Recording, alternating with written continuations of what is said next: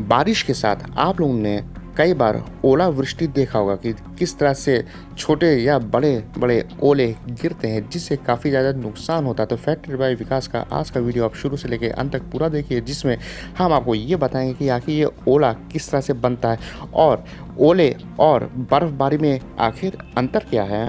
ओलावृष्टि फसलों और संपत्ति को गंभीर नुकसान पहुंचा सकती है।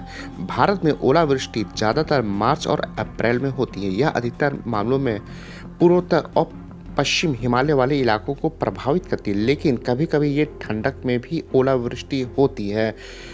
ओलावृष्टि कृषि को इस तरह से नुकसान पहुंचाती है। जब भारी मात्रा में ओलावृष्टि होती है तो ये खाली फसलों को बर्बाद कर देती है, और अगर यही ओलावृष्टि कारों पे गिरे तो कार के कांच भी टूट सकते हैं, खिड़कियों के कांच टूट सकते हैं और इस तरीके से कई तरह के नुकसान होते हैं। तो अब हम आपको बताने वाले हैं कि ये आगे ओले बनते कैसे हैं। जब आसमान में तापमान 0 से कई डिग्री कम हो जाता है तो वहाँ हवा में मौजूद नमी ठंडी बूंदों के रूप में जम जाती है। धीरे धीरे यह बर्फ़ के गोलों के रूप धारण कर लेती है, जिन्हें ओला कहते हैं। एक बार ओले जब बड़े आकार में बदल जाते हैं तो गुरुत्वाकर्षण इन्हें पृथ्वी की सतह पर ले आता है, जिसे ओलावृष्टि कहते हैं। आमतौर पर तेज आंधी के समय यह ज़्यादा होते हैं। ओले को बर्फ के छल्ले के रूप में देखा जा सकता है। कुछ छल्ले दूधिया सफ़ेद होते हैं। ओले दो अलग अलग प्रक्रियाओं से बढ़ सकते हैं, गीला और सूखा।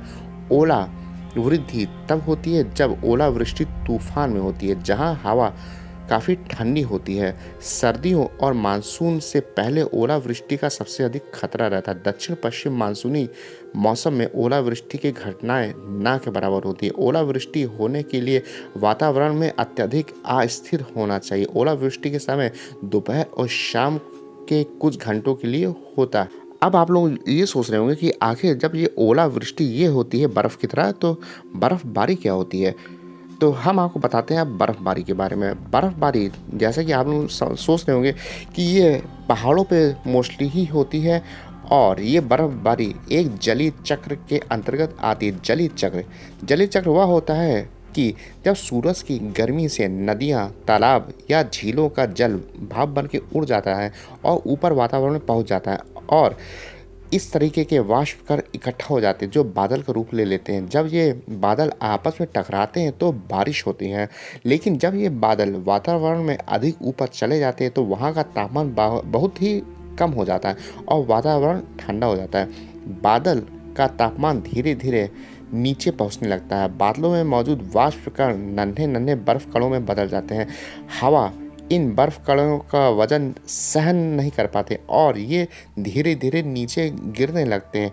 तो इस तरीके से पहाड़ी क्षेत्रों में ये बर्फबारी होती है।